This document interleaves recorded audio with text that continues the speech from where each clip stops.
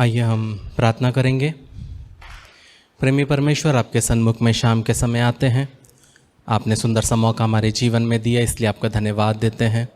फिर से प्रभु जी, आपने हमें इकट्ठा होने के लिए मदद किया, इसलिए आपका धन्यवाद देते हैं। आपने हमें जीवितों के बीच में रखा, इसलिए आपका धन्यवाद देते हैं। जो लोग यहाँ पे उपस्थित हैं उनको आपके हाथों में देते हैं। जो लोग रास्ते में हैं उन्हें सुरक्षित रूप से पहुँचने के लिए मदद करिए। जो लोग इस बाइबल स्टडी को यूट्यूब और फेसबुक में देखते हैं उनके लिए भी एक आशीष का कारण होने पाए। प्रभु जी, पवित्र आत्मा, आपका हम स्वागत करते हैं। आप हमारी अगुवाई करिए और प्रभु जी सेशन को आपके हाथों में देते। प्रभु जी, ऐसा आप कर रहे प्रभु जी, इसलिए आपका धन्यवाद देते हैं। छोटी सी विनती आपके बेटे यीशु नासरी के नाम से मांगते हैं, सुन और कबूल कर। आमीन, आमीन, आमीन। पिछले हफ्ते हमने देखा कि एक मसीही परिवार में, मसीहों के जीवन में शैतान किस प्रकार कार्य करता है। आज जो हम देखेंगे वो है धार्मिकता। आप लोगों को पोस्ट मिला होगा, पोस्ट में लिखा था जस्टिफिकेशन। तो धार्मिकता क्या होता है वो आज हम देखेंगे। बहुत से लोग हैं जो आधुनिक हम समय में रहते हैं, वो लोग क्या करते हैं कि क्षमा और धार्मिकता को जोड़ते हैं। वो बोलते हैं कि क्षमा मिलना, पापों से क्षमा मिलना और धार्मिकता दोनों एक चीज़ है। लेकिन धर्मी ठहरना क्षमा से बढ़कर है, और धर्मी ठहरने का अर्थ है कि धर्मी घोषित करना। तो ये चीज़ उसका डिफरेंस है। कहने का मतलब है कि परमेश्वर मनुष्य को अगर छुड़ाना चाहता है तो वो पापी है, तो जब वो उसको छुड़ाता है पापी से, पापीपन से, पाप से, तब क्या होता है कि वो उसे धर्मी ठहराता है। कहने का मतलब है मनुष्य के छुटकारे में परमेश्वर की समस्या पापी को क्षमा किए बिना या उसके पापों को न्यायोचित ठहराए बिना धर्मी ठहराना है। मतलब उसके पापों की माफ़ी होती है, लेकिन वो यीशु मसीह के वजह से वो क्या होता है, धर्मी ठहरता है। तो कहने का मतलब है कि परमेश्वर जो है न्याय में समझौता नहीं कर सकता, और वो पाप को कभी भी हल्के में नहीं लेता है। बहुत बार हम जब जीवन में चलते हैं, हम एक पाप दो पाप कर लेते हैं, हमको लगता है कि चलता है, लेकिन परमेश्वर के लिए पाप वो घृणित है और पाप वो कभी भी नहीं देख सकता। जैसे कि कानून और न्याय में के नज़र में हर एक पाप के लिए क्या है, एक सज़ा है, मौत की सज़ा है। आप जैसा पाप करोगे कानून आपको उस तरह से सज़ा देगा। वैसे ही परमेश्वर के लिए जब हम एजेकियल 18:4 पढ़ते हैं, एजेकियल 18:4, वहाँ लिखा है, इसलिए जो प्राणी पाप करे वही मर जाएगा।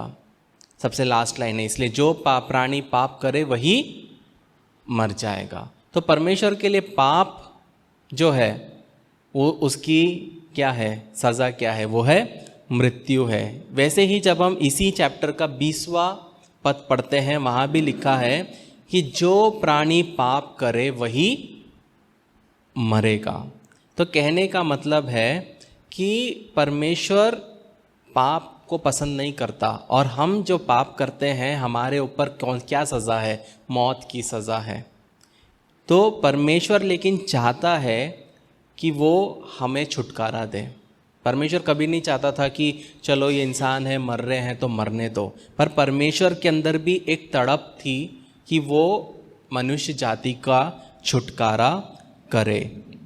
जब मनुष्य के कोर्ट में हम जाते हैं, जैसा हम हाई कोर्ट जाते हैं, सुप्रीम कोर्ट जाते हैं, तो वहाँ पे वो सबूतों के आधार पे सही व्यक्ति को धर्मी ठहराया जाता है और दुष्टों को दोषी ठहराते हैं। लेकिन वहाँ पे क्या होता है, मैनिपुलेशन होता है। अगर सबूत दे दिया तो दोषी भी धर्मी हो जाता है और धर्मी भी दोषी हो जाता है इंसान के कोर्ट में, जो नॉर्मली जो कोर्ट होता है। लेकिन परमेश्वर वैसा नहीं करता। जब हम ड्यूटरोनोमी 25 उसका 1 पढ़ते हैं, व्यवस्था विवरण 25 उसका 1, वहाँ लिखा है, यदि मनुष्यों के बीच में कोई झगड़ा हो तो वह न्याय करवाने के लिए न्यायियों के पास जाए और वह उसका न्याय करे, तो निर्दोष को निर्दोष और दोषी को दोषी ठहराए। तो परमेश्वर बोलता है कि मनुष्य के बीच में कोई प्रॉब्लम है तो क्या करे, न्यायियों के पास जाए। तो यहाँ पे हम देखते हैं कि परमेश्वर दोषियों को धर्मी ठहराने से इनकार करता है। मतलब क्या बोलता है परमेश्वर, निर्दोष को निर्दोष और दोषी को दोषी ठहराए। हर एक कोर्ट इसीलिए बनता है, लेकिन करप्ट कौन होता है, जज। वो क्या करता है, जहाँ से उसको पैसा मिलता है वो उसके फेवर में केस को कर देता है। लेकिन परमेश्वर क्या बोलता है, जब हम एक्सोडस 23:7 पढ़ते हैं, वहाँ लिखा है क्योंकि मैं दुष्ट को निर्दोष ना ठहराऊंगा। यह है परमेश्वर जो कि कभी भी दुष्ट को निर्दोष नहीं ठहराता। तो परमेश्वर जो है, जब कोर्ट या जज प्रॉपरली जज नहीं करते तो उनके ऊपर भी परमेश्वर का न्याय उतरता है। क्या लिखा है, आइज़ाया 5:22 और 23, वहाँ लिखा है आइज़ाया 5:22-23, हाय उन पर जो दाखमधु पीने में वीर और मदिरा को तेज बनाने में बहादुर है, जो घूस लेकर दुष्टों को निर्दोष और निर्दोषों को दोषी ठहराते हैं। तो यहाँ पे हम देखते हैं कि परमेश्वर वो न्यायी लोग जो कोर्ट में जो जज हैं, जो अभी भी हैं, उनके ऊपर भी क्या है, ये एक परमेश्वर की न्याय की घोषणा है कि हाय उन पर जो क्या करते हैं, घूस लेकर दुष्टों को निर्दोष और निर्दोषों को दोषी ठहराते हैं। हम सोचते होंगे कि ये घूस लेने का चलन तो अभी चालू हुआ है। नहीं, सोचो ये किताब 4000 साल पुरानी चीज़ें हैं लिखी हुई, तब से ये चीज़ चला आ रहा है। इसलिए किंग सोलोमन बोलता है there is nothing new under the sun. मतलब ऐसा कुछ भी नहीं है जो नया है सूरज के नीचे। हमको लगता है ये तो अभी हो रहा है, हमारे ज़माने में नहीं हो रहा, हमारे ज़माने में ही हो रहा, ऐसा नहीं है। ये 200 साल पहले भी होता था, लेकिन उसके अलग तरीके थे। पाप हमेशा रहा है, लेकिन बस करने का तरीका अलग था। और जैसे जैसे टेक्नोलॉजी बढ़ रही है, वैसे वैसे पाप करने के तरीके बढ़ रहे हैं और आसानी से पाप करने के मौके मिल रहे हैं। पहले आसान नहीं था, पहले घर के बाहर जाना पड़ता था पाप करने के लिए। अभी आप घर में सोफे पे बैठ के आप पाप कर सकते हो, आपको जो करना है कर सकते हो। इवन ऐसे वेबसाइट्स भी हैं जिनके पास पैसा रहता है, ऐसे वेबसाइट्स हैं जिनके इसमें लाइव कैमरा लगे रहते हैं और लोगों को बांध के रखा जाता है और उनके ऊपर, हर एक के ऊपर में पैसा लिखा रहता है, $2000, $6000, $10,000। और अगर आप $10,000 भरते हो या जो पैसा उसमें लिखा है, अगर आप पैसा भरते हो, आपके सामने उस व्यक्ति को मारा जाता है और वो मारने के लिए आपने पैसा दिया है। तो ऐसी चीज़ें क्या हो रहा है, जैसे जैसे दुनिया आधुनिक हो रही है उसके साथ पाप भी बढ़ रहा है। पहले किसी को मारना है तो वो जाएगा मारेगा उसको एंजॉय के लिए, आज घर में बैठ के लोग वो एंजॉयमेंट को लेते हैं। तो कहने का मतलब है प्रियो, जो पाप है वो हमेशा था, हमेशा है और रहेगा जब तक यीशु मसीह वापस नहीं आता। लेकिन पाप से छुटकारे के लिए सिर्फ एक ही नाम है, वो है यीशु मसीह। तो परमेश्वर के सामने एक प्रश्न उठा कि मनुष्य व्यवस्था को सिद्ध रीति से कैसे रख सकता है। परमेश्वर ने व्यवस्था दिया मूसा को, 613 आज्ञाएं दी, मनुष्य कभी भी उसको पूरा नहीं कर सकता, ये परमेश्वर जानता है। लेकिन परमेश्वर ने फिर आज्ञाएं क्यों दी?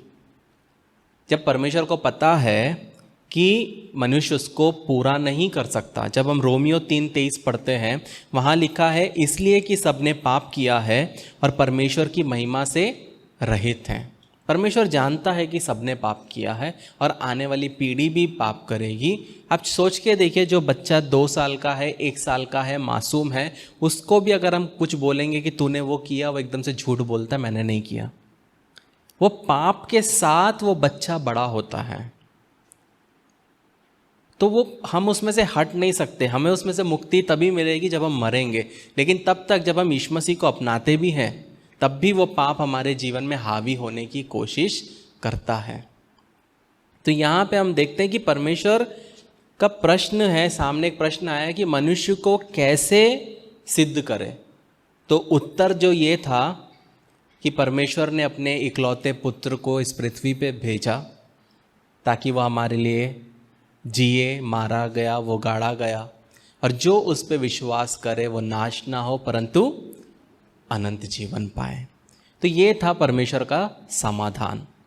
तो बहुत ज़रूरी है प्रियो कि समझना कि जब हम यीशु मसीह को अपनाते हैं तब क्या होता है। हम नया जीवन पाते हैं, हमारे मन में यीशु मसीह आते हैं, बहुत सारी चीज़ें होती हैं। तो लेकिन परिभाषा क्या है, धार्मिकता का परिभाषा क्या है? वो है कि परमेश्वर के सामने धर्मी गिना जाने को धार्मिकता कहते हैं। मतलब जब आप यीशु मसीह को अपनाते हैं, यीशु मसीह पवित्र है, जब आप यीशु मसीह को अपनाते हैं तब यीशु मसीह का वो धार्मिकता हम में आता है। और उसके बाद जब परमेश्वर आपको देखता है तो रियल में परमेश्वर अपने पुत्र को आप में देखता है, उसकी धार्मिकता के वजह से वो आपको देखता है, क्योंकि परमेश्वर पाप को नहीं देख सकता। जब परमेश्वर का पुत्र क्रूस पे लटका हुआ था और जब पूरा दुनिया का पास्ट, प्रेजेंट, फ्यूचर पूरा पाप जब यीशु मसीह में आया, परमेश्वर नहीं देख पाया। तब वहाँ पे लिखा है कि परमेश्वर ने क्या किया, उसको पूरा अंधेरा हो गया। अंधेरा होने के बाद परमेश्वर ने उसको, यीशु मसीह को छोड़ दिया। वो हम पहला समय था जब पिता पुत्र से अलग हुआ। इसीलिए यीशु मसीह चिल्लाकर एकदम से बोला, हे पिता, तूने मुझे क्यों छोड़ दिया। और यीशु मसीह की मौत, जो साइंटिस्ट लोग बोलते हैं, जो स्टडी करते हैं, यीशु मसीह की जो मौत है वो कोड़े से, कीलों से नहीं हुई है। वो एक फैक्टर था, लेकिन यीशु मसीह की मौत हार्ट अटैक से हुई है, ऐसा बोला जाता है। क्योंकि यीशु मसीह उस दूरी को जो कभी नहीं हुआ, सोच के देखिए, आप अपने बच्चे के साथ कभी अलग नहीं हुए, सिर्फ 1 साल की बात नहीं है, हज़ारों साल से, और एकदम से आप अलग हो जाते हो तो क्या होता है। तो वो हार्ट अटैक के वजह से यीशु मसीह का मृत्यु हुआ, ऐसे बहुत से साइंटिस्ट लोग बोलते हैं। क्योंकि परमेश्वर क्या होता है कि जब हम यीशु मसीह को ग्रहण करते हैं तो परमेश्वर पापी को फिर धर्मी के तौर पे देखता है। क्योंकि धर्मी ठहरना परमेश्वर का न्यायिक कार्य है, जिसके द्वारा वे जो मसीह में विश्वास रखते हैं उनकी दृष्टि में ठहराए जाते हैं और दोष और दंड से मुक्त होते हैं। मतलब जब आप अपने यीशु मसीह को अपनाया तो आपके ऊपर जो दोष था और आपके ऊपर जो दंड था कि आप पापी हैं, और आपका क्या है, पाप की क्या है, मृत्यु क्या है, मृत्यु है। जब आप पाप करते हो तो पाप का एट द एंड रिजल्ट क्या है, मृत्यु है। तो वो दंड से भी परमेश्वर क्या करता है, मुक्त करता है। जब हम रोमियो 4:3 पढ़ते हैं, वहाँ लिखा है, पवित्र शास्त्र क्या कहता है, यह कि अब्राहम ने परमेश्वर पर विश्वास किया, ये उसके लिए धार्मिकता गिना गया। तो ये बहुत ज़रूरी है। और जब हम 5वां वचन पढ़ते हैं, इसी का वहाँ लिखा है, परंतु जो काम नहीं करता वरन भक्तिहीनों के धर्मी ठहरने वाले पर विश्वास करता है, उसका विश्वास उसके लिए धार्मिकता गिना जाता है। जो यीशु मसीह पे विश्वास करता है, यीशु मसीह की धार्मिकता इसकी धार्मिकता बनती है। मतलब आप सब, मुझे इंक्लूड करके, हमें जब परमेश्वर देखता है तो हमारा धार्मिकता नहीं है, ये यीशु मसीह का धार्मिकता है जो परमेश्वर हमको देखता है। तो जब हम यीशु मसीह पे विश्वास करते हैं तो क्या होता है, पहला चीज़, पाप से क्षमा और दोष और दंड से हम दूर होते हैं। जब हम यीशु मसीह से माफ़ी मांगते हैं, वो हमें माफ़ करता है। हमारे ऊपर जो दोष है वो दंड को दूर करता है। कहने का मतलब है कि परमेश्वर जो पवित्र है उसके लिए पाप छोटी बात नहीं है। जो व्यक्ति पाप कर रहा है वो भी छोटी बात नहीं है, लेकिन परमेश्वर क्षमा करता है और शुद्ध करता है। क्यों? क्योंकि वो चाहता है वो चाहता है कि आप बचें, वो चाहता है लोग बचें। हम हमेशा देखते हैं कि जो व्यक्ति मसीह के साथ चलता है, अच्छा जीवन जीता है, वो पहले मर जाता है। हमेशा होता है, सोसाइटी में भी देखा, अच्छे लोग चले जाते हैं, लेकिन पापी इंसान, गलत इंसान जीता है। क्यों? क्योंकि परमेश्वर चाहता है वो बचे। परमेश्वर उसको एक और मौका देता है कि वो सुधरे, लेकिन वो नहीं सुधरता। लेकिन जब हम मीका 7, 18 और 19 पढ़ते हैं, वहाँ पे हम देखते हैं कि परमेश्वर अधर्म को क्षमा करने और शुद्ध करने के लिए प्रसन्न होता है। क्या लिखा है? तेरे समान ऐसा परमेश्वर कहाँ है जो अधर्म को क्षमा करे और अपने निज भाग के बचे हुओं के अपराध को ढांप दे। वह अपने क्रोध को सदा बनाए नहीं रहता, क्योंकि वह करुणा से प्रीति रखता है। वह फिर हम पर दया करेगा और हमारे अधर्म के कामों को लताड़ डालेगा। तू उनके सब पापों को गहरे समुद्र में डाल देगा।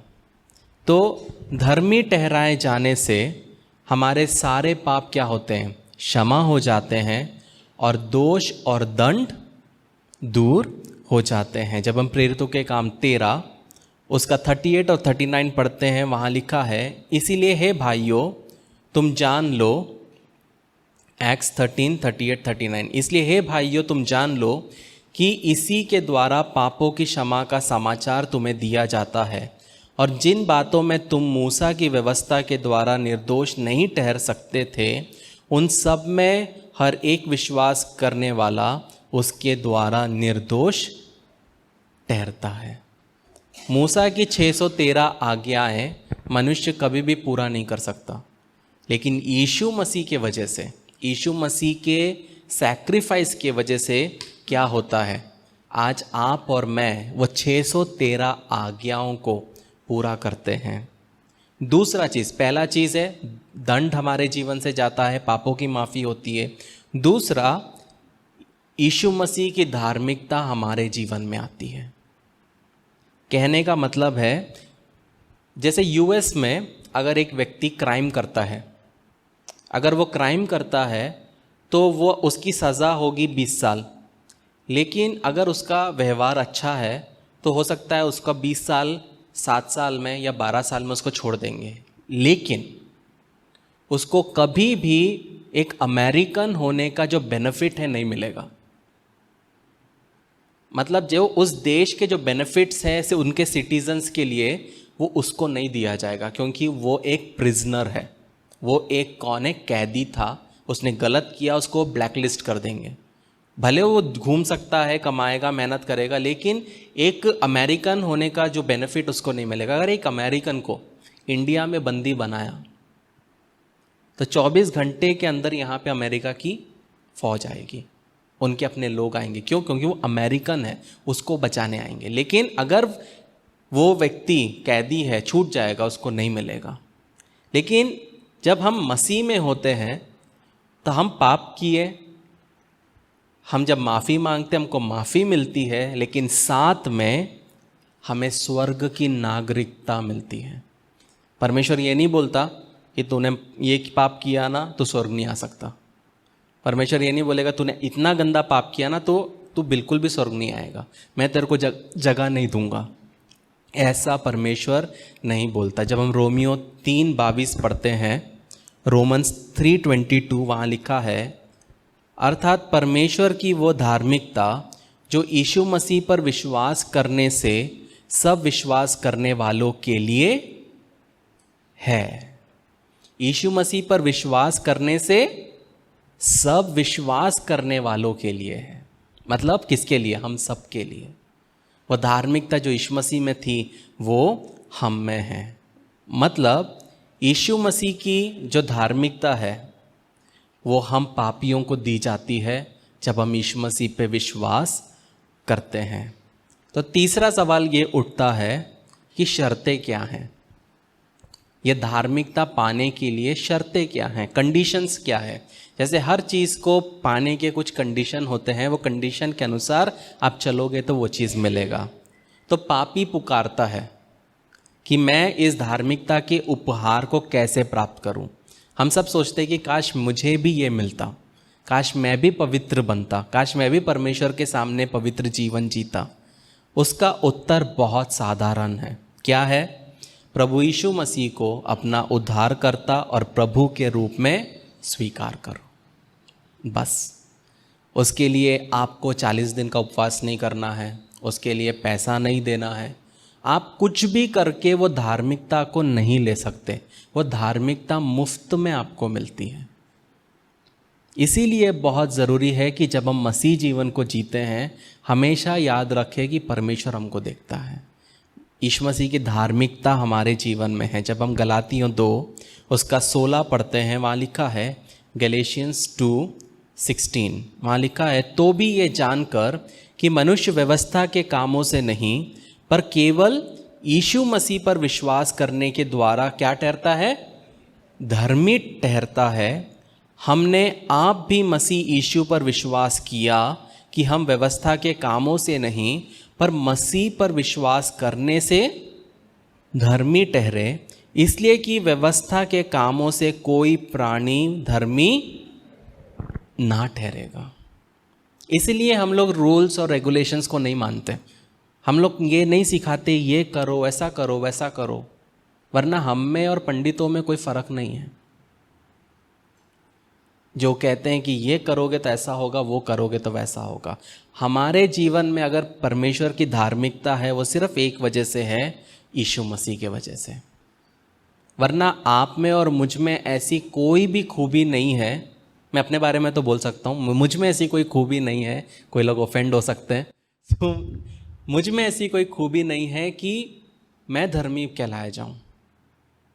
लेकिन ये यीशु मसीह का वो बलिदान है जिसके वजह से यीशु मसीह का वो धार्मिकता हमारे जीवन में आया है।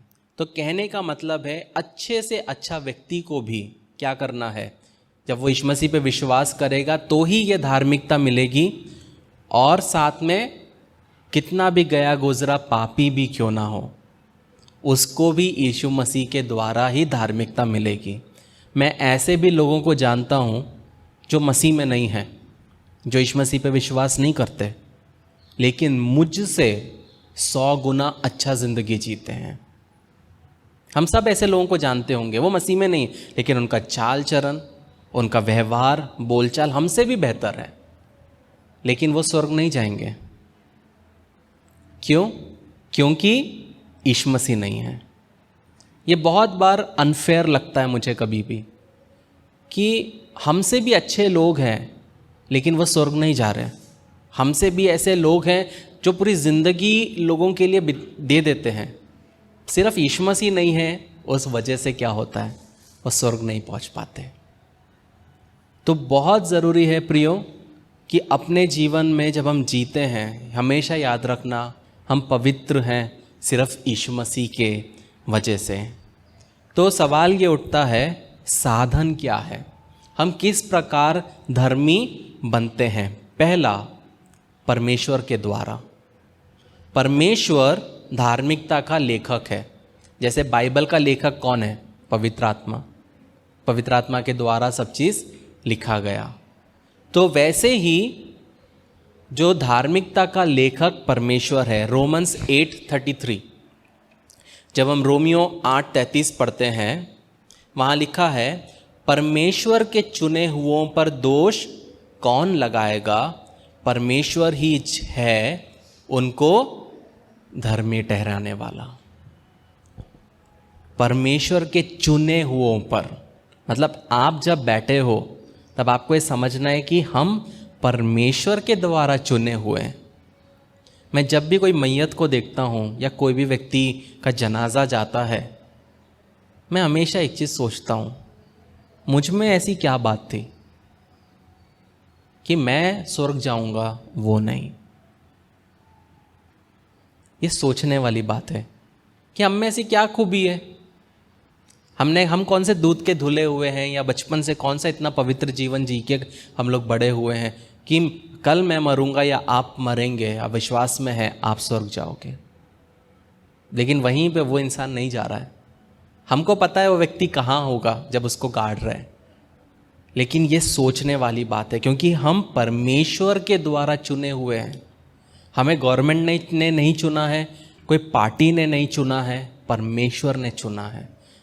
और परमेश्वर ने नज़र हमारे ऊपर थी, इसीलिए आज आप और मैं यहाँ पे हैं। दूसरा, कृपा के द्वारा। पहला, परमेश्वर के द्वारा धार्मिकता मिलती, दूसरा कृपा के द्वारा, अनुग्रह के द्वारा। जब हम रोमियो 3:24 पढ़ते हैं, वहाँ लिखा है, परंतु उसके अनुग्रह से, उस छुटकारे के द्वारा जो मसीह यीशु में है, सेंत मेंत धर्मी ठहराए जाते हैं। उसके अनुग्रह के द्वारा। परमेश्वर भी करता है, लेकिन उसके अनुग्रह के द्वारा। कहने का मतलब है, अनुग्रह ही धार्मिकता की नींव है। जो धार्मिकता का जो नींव है वो अनुग्रह है। जब हम टाइटस 3:7 पढ़ते हैं, तीतुस 3 उसका 7, वहाँ लिखा है, जिससे हम उसके अनुग्रह से धर्मी ठहर कर अनंत जीवन की आशा के अनुसार वारिस बने। कैसे बने? उसके अनुग्रह से धर्मी ठहरकर अनंत जीवन की आशा के अनुसार वारिस बने। सोच के देखिए, एक दिन सऊदी अरेबिया का राजा आता है, या वो एक चिट्ठी भेजता है उसके ऑफिशियल के द्वारा। आपके घर में वो आता है, वो बोलता है कि सऊदी अरेबिया का राजा आपको गोद लेना चाहता है। आप क्या बोलोगे? नहीं, मैं तो यहीं ठीक हूँ। ऐसा कोई बोलेगा? मम्मी को बोलेंगे मैं भेजता रहूँगा पैसा, मुझे जाने दो, है कि नहीं? लेकिन वही चीज़ जब हम यीशु मसीह पे विश्वास करते हैं, सोचो एक इंसान का बेटा बन रहा है, बनने में हमको इतनी खुशी हो जाती कि वो राजा है, हर चीज़ होगा उसके पास, कितना अच्छा लगा हमें। तो सोच के देखो, जब हम यीशु मसीह पे विश्वास करते हैं, हम परमेश्वर के पुत्र और पुत्री बनते हैं।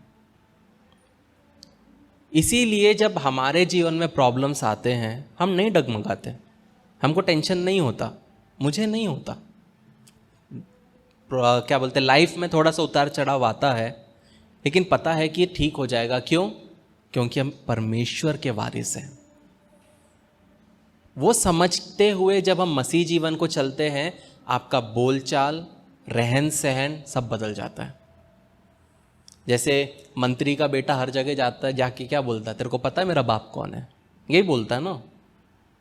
तो सोच के देखो हमारा बाप कौन है। तो हमको बताने की ज़रूरत नहीं है लोगों को, लेकिन हमारा बातचीत, रहन सहन में दिखना चाहिए कि परमेश्वर मेरा पिता है। वो चीज़ बहुत ज़रूरी है। तो पहला परमेश्वर के द्वारा, दूसरा अनुग्रह के द्वारा, और तीसरा रक्त के द्वारा।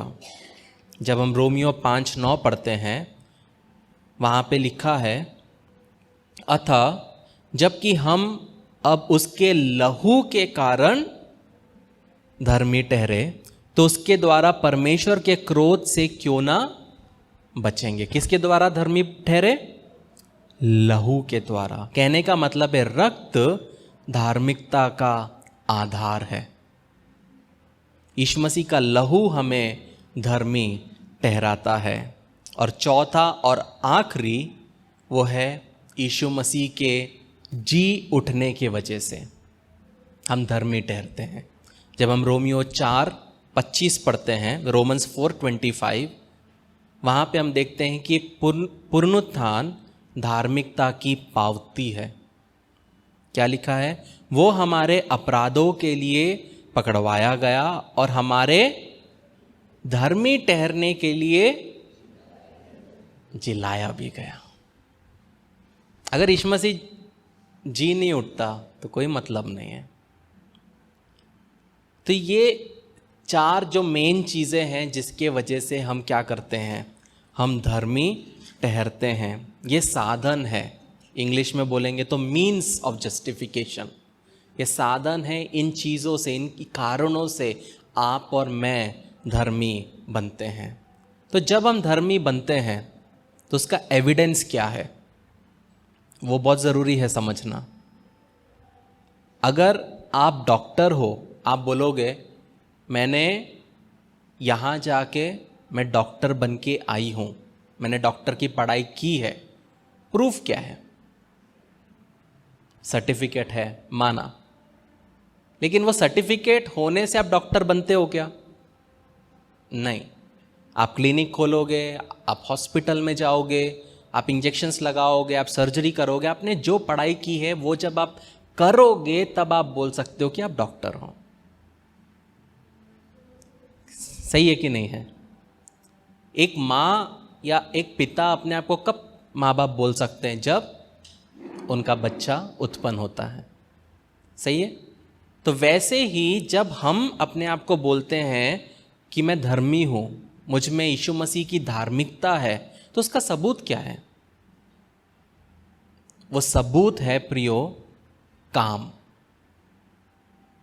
हमारा कार्य बताता है कि मुझ में परमेश्वर की धार्मिकता है कि नहीं।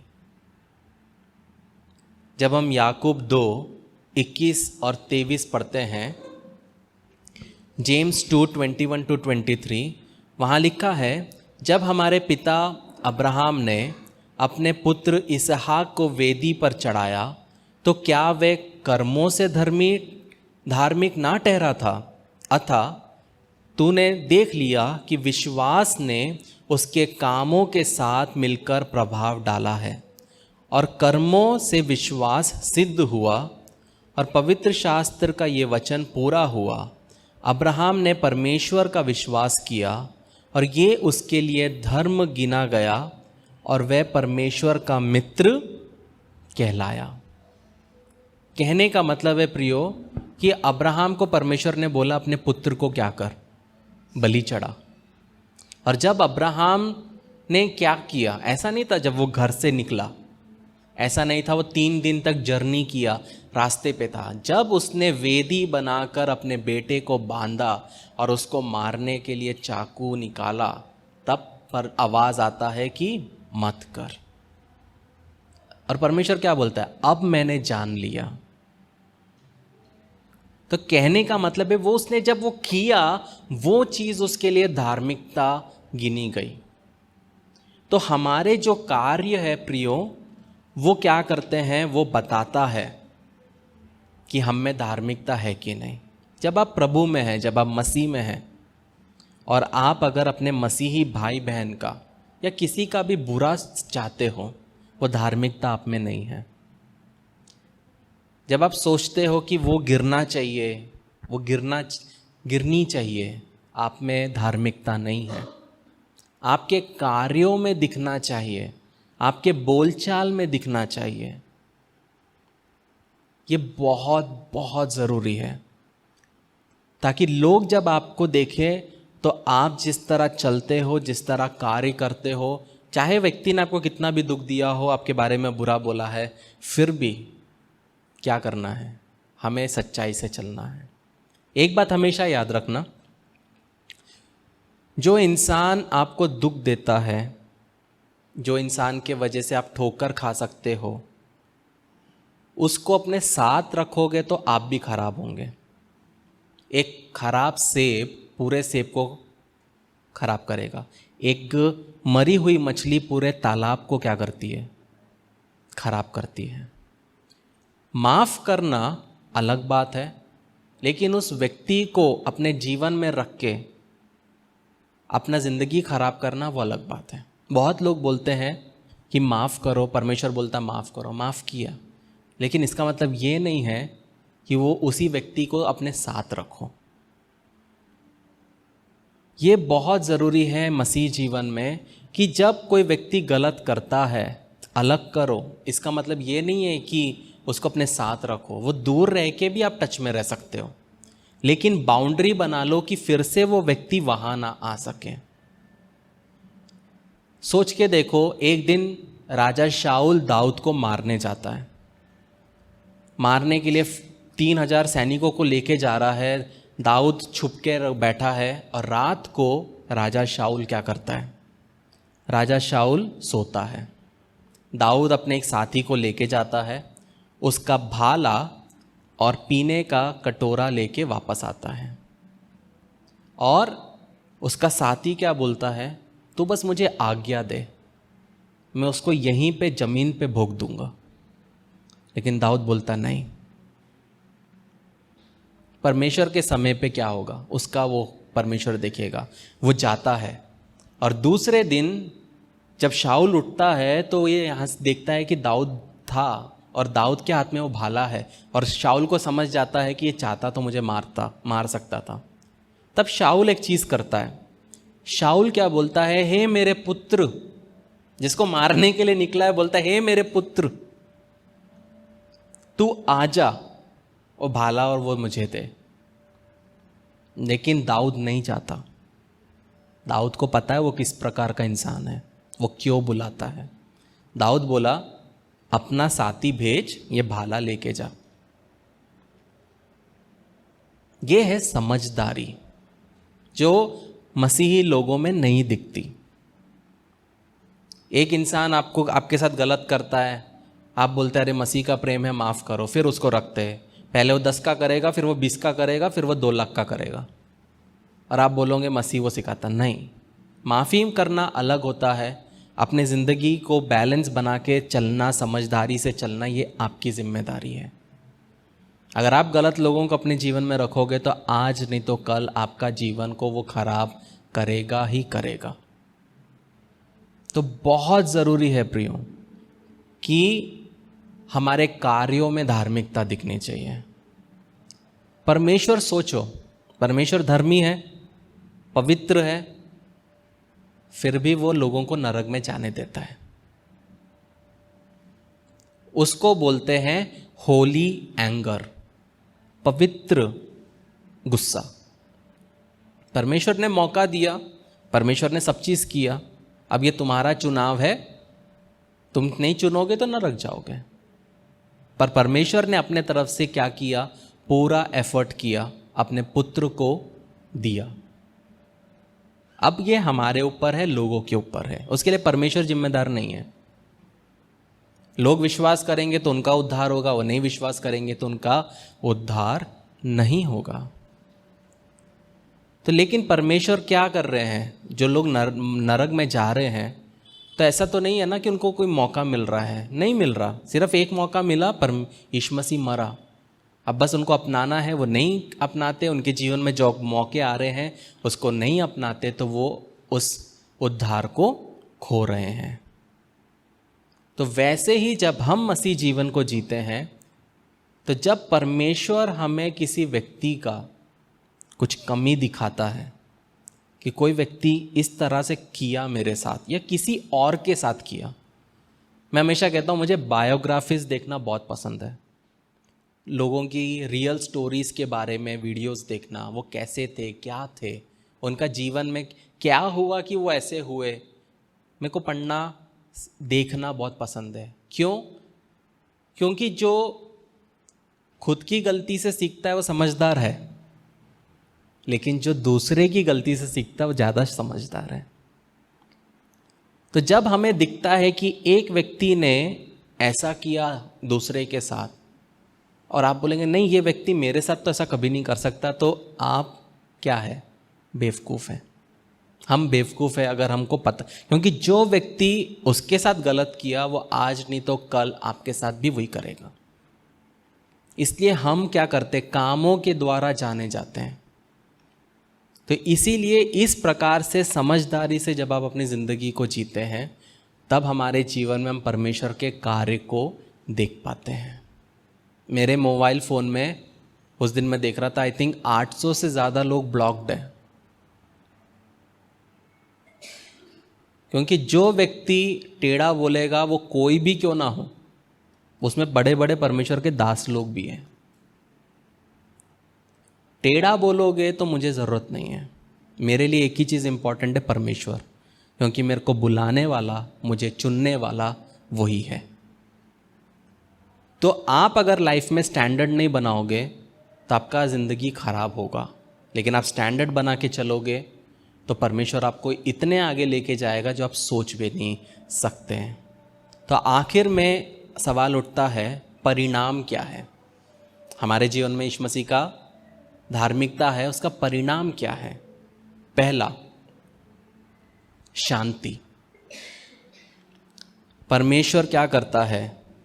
हमें शांति से भरता है। रोमियो 5:1 जब हम पढ़ते हैं, वहाँ लिखा है, अतः जब हम विश्वास से धर्मी ठहरे तो अपने प्रभु यीशु के द्वारा परमेश्वर के साथ मेल रखें। मतलब परमेश्वर की दया से हमें अंतकरण की शांति मिलती है। परमेश्वर के प्रेम के द्वारा हमारे हृदय में शांति मिलती है, और परमेश्वर की सच्चाई के माध्यम से हमारे मन की शांति होती है, और परमेश्वर की उपस्थिति से आत्मा की शांति होती है।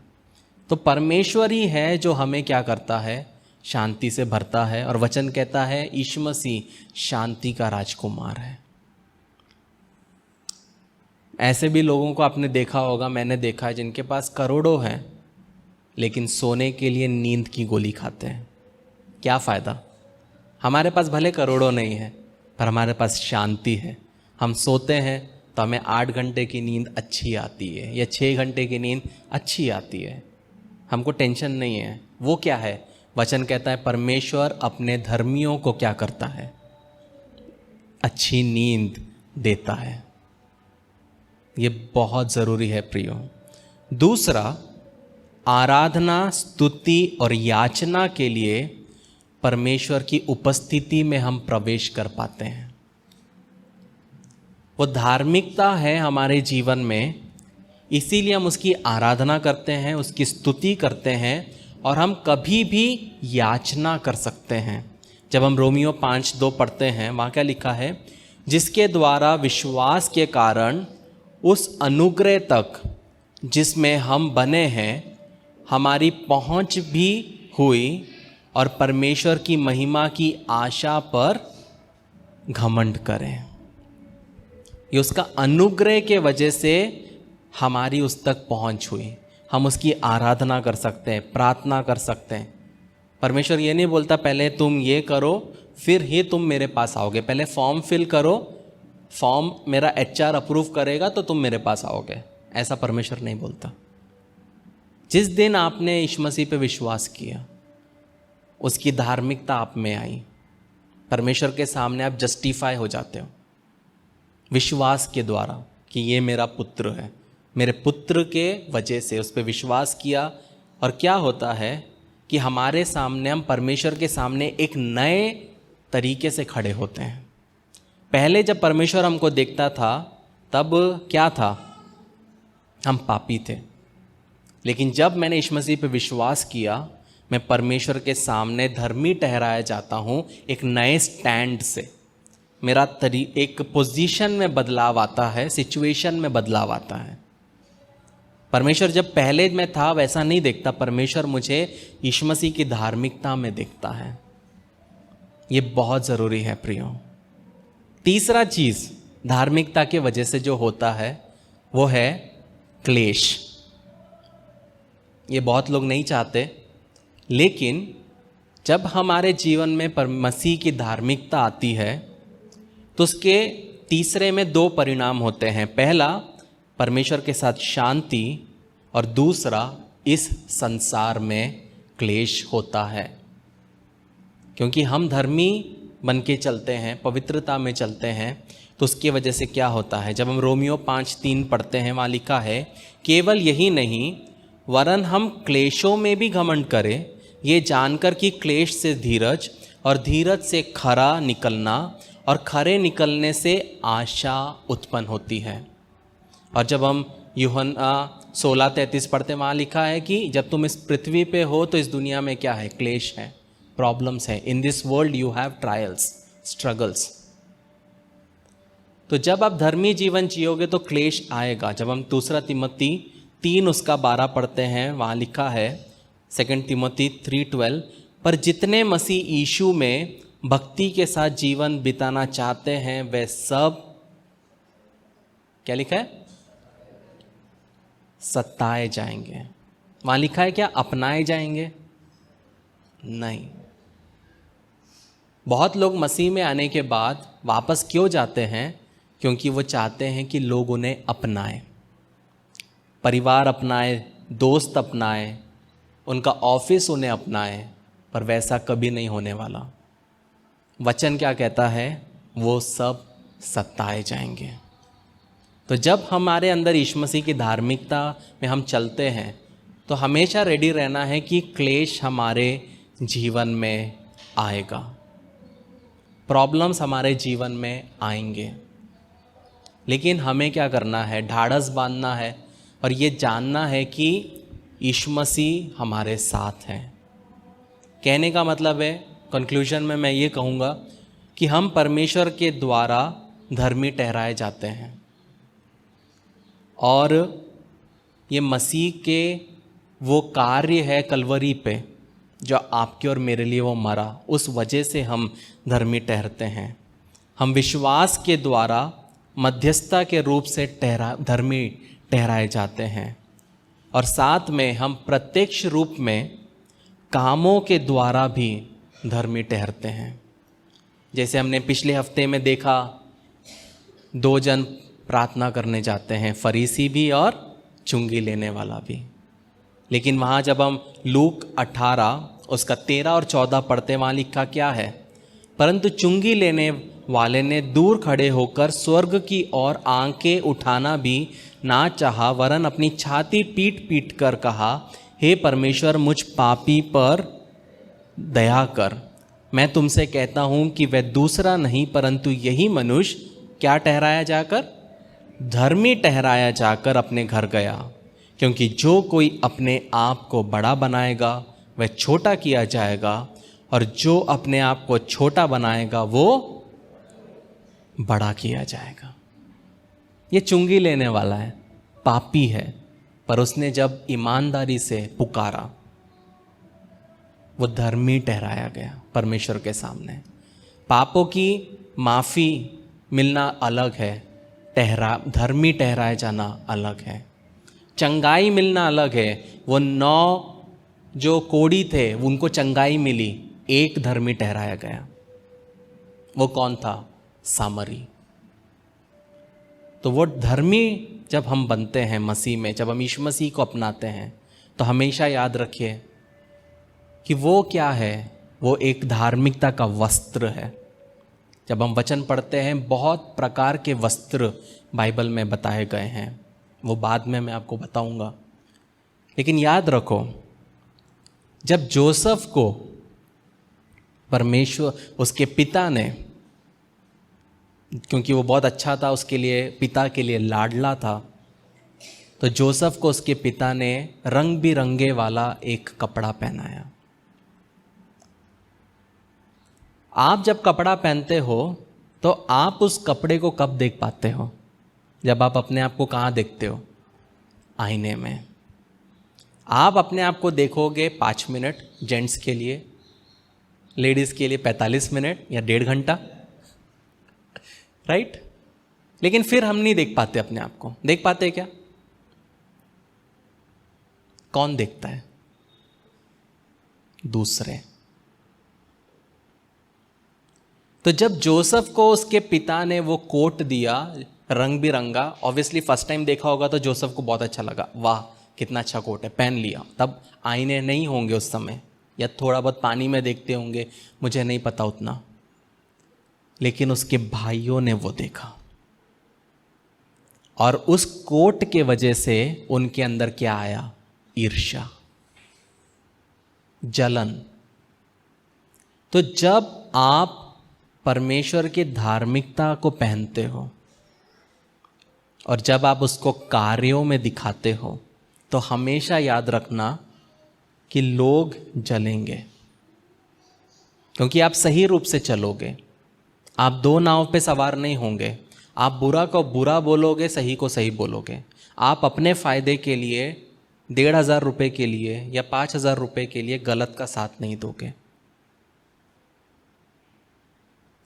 तो सामने वाले को उससे प्रॉब्लम होगी, क्योंकि आप क्या डिसाइड किए कि जो धार्मिकता परमेश्वर ने मुझे दी है, ये धार्मिकता मैं खराब नहीं करूँगा, ज़िंदगी के एंड तक इसको बचा के रखूँगा। मैं हमेशा एक चीज़ कहता हूँ, गलत लोगों के साथ बैठने से अच्छा अपने घर में अकेला रहना बेहतर है, अगर वो मेरे अभिषेक को बचाता है तो। अगर गलत लोगों के साथ उठ के बैठ के मेरा अभिषेक खराब होगा तो मैं वहाँ नहीं जाऊँगा। ये बहुत ज़रूरी है अपने ज़िंदगी के लिए। कहाँ हम जाते हैं, किसके साथ बैठते हैं, किसके साथ एसोसिएट करते हैं, ये सब मैटर करता है। मैं उस दिन एक व्यक्ति के बारे में सोच रहा था, बैठा था, मैं परमेश्वर से पूछा ऐसा क्यों किया उसने। तो परमेश्वर के आत्मा ने मुझे एक चीज़ दिखाया कि जब इस व्यक्ति की शादी हो रही थी तब इसके पास वो कपड़ा नहीं था पहनने के लिए। तब इसने दूसरे एक व्यक्ति से अपने लिए शादी का कपड़ा पहना, और वो जो व्यक्ति था उसके चाल चलन सही नहीं थे। ये व्यक्ति शादी के पहले बहुत सही था, सिंपल था, मसीह में था। शादी के बाद एकदम से व्यभिचारी टाइप हो गया, पियक्कड़ हो गया, कुछ समझ में नहीं आया। तब परमेश्वर बोला कि वो व्यक्ति का अंदर जो था, जब इसने उसका कपड़ा पहना तो इसके अंदर भी वो आया और इसका शादी टूट गया।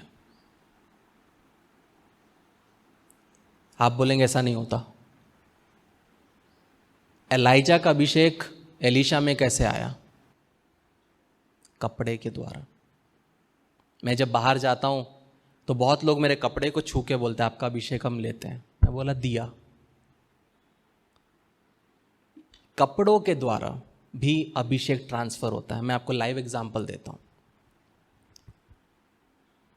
मेरे नाना जो थे वो 40 साल के बाद में परमेश्वर में आए, और वो उनको जिस तरह परमेश्वर ने उपयोग किया वो तो भयंकर था।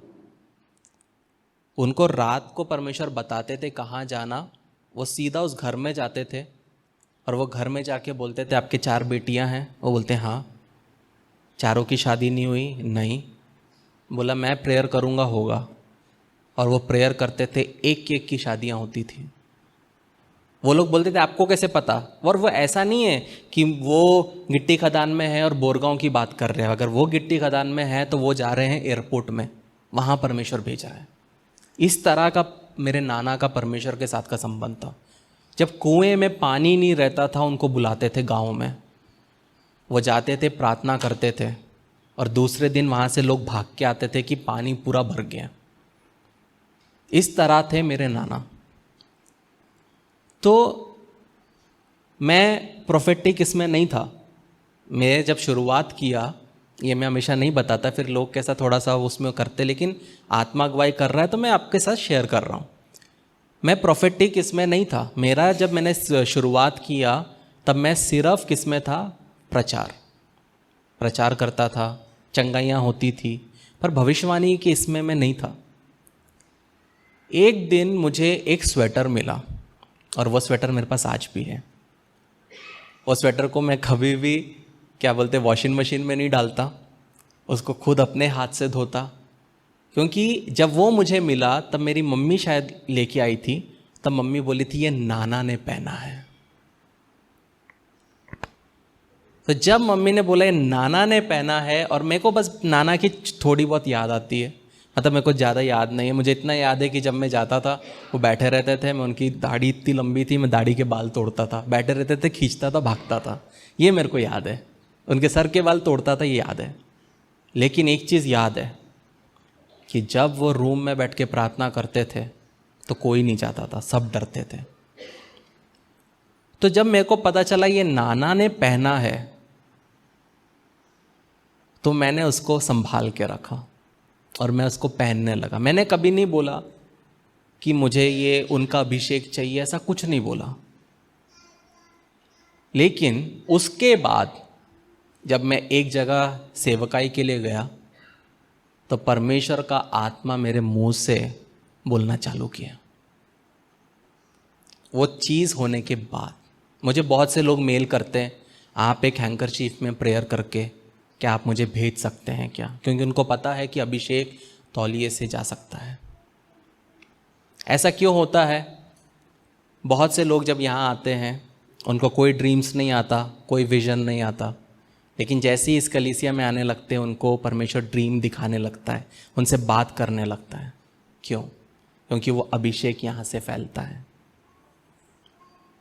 तो कहने का मतलब है प्रियो, हम जैसा सोचते वैसा नहीं होता।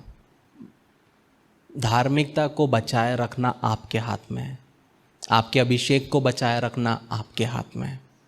या तो आप पॉपुलर हो सकते हो, या तो आप विश्वास योग्यता के साथ अपनी दौड़ को कंप्लीट कर सकते हैं। ये बहुत ज़रूरी है। समझदारी से अपनी ज़िंदगी को जीना बहुत इम्पॉर्टेंट है। हर एक चीज़ बाइबल में नहीं लिखी रहेगी प्रियो। बाइबल नहीं सिखाएगा आपको कि अपने जीवन में अपने परिवार को कैसे सुरक्षित रखे, कैसे सेविंग्स करे। हर चीज़ बाइबल नहीं सिखाएगा। हमको अपने आप को सिखाना है, तैयारी हमको करना है, ताकि हम कल के लिए तैयार रह सकें। हम सब ये चुंगी वाले लेने वाले के जैसे हैं, चुंगी लेने वाले के जैसे। हम सब में कमियां हैं, लेकिन हमें वो फरीसी नहीं बनना कि परमेश्वर मैं ये करता हूँ, मैं वो करता हूँ। नहीं, हम जैसे हैं एक्सेप्ट करो। परमेश्वर वही चाहता है। वचन क्या कहता है? ये जानते हुए कि हम पापी हैं, यीशु मसीह हमारे लिए मारा गया। तो यीशु मसीह कभी ये एक्सपेक्ट नहीं कर रहा है कि कोई पवित्र इंसान पैदा होगा फिर से। यीशु मसीह को पता है कि हर एक जन में क्या है, ग्रे शेड्स हैं। हम सब जो यहाँ बैठे हैं, हम सब में कुछ ना कुछ कमियां हैं। हम अपनी पवित्रता दिखा सकते हैं कुछ चीज़ों को करके। हर बात पे प्रभु प्रभु बोल के हम अपनी पवित्रता कुछ लोग दिखाते हैं। हर जगह अन्य भाषा बोल के कुछ लोग अपनी पवित्रता दिखाते हैं। पर हमें वो सब नहीं करना है प्रियो। हमें अपने चाल चलन में, बोल चाल में, सोच विचार में पवित्रता दिखाना है, ताकि लोग जब हमें देखें, हमारे कार्यों को देखें, तो उनको दिखना चाहिए कि ये कोई अलग है, ये अलग दूसरों के जैसा नहीं है। ये इस तरीके का व्यक्ति हमें बनना है। आइए हम प्रार्थना करें। प्रेमी परमेश्वर, आपके सन्मुख में इस शाम के समय आते हैं। आपने सुंदर सा मौका हमारे जीवन में दिया, इसलिए आपका धन्यवाद देते हैं प्रभु जी। जो वचन हमने सुना प्रभु जी, उस वचन के अनुसार चलने के लिए हम सबको मदद करिए प्रभु जी। प्रभु जी, जो बीज बोया गया उसको शैतान आके चुराने ना पाए प्रभु जी, बल्कि प्रभु जी एक बहुत बड़ा पेड़ बनने पाए, एक आशीष का कारण होने पाए प्रभु जी। ऐसा आप कर रहे, इसलिए आपका धन्यवाद देते प्रभु जी। जो धार्मिकता हमें मिली उसको हम वेस्ट करने ना पाए प्रभु जी, उसको हम खराब करने ना पाए प्रभु जी, लेकिन प्रभु जी उस धार्मिकता को बचाए रखते हुए जीवन के आखिरी सांस तक जो कार्य के लिए आपने हमें चुना है, वो कार्य को पूरा करने के लिए हम सबको मदद करिए।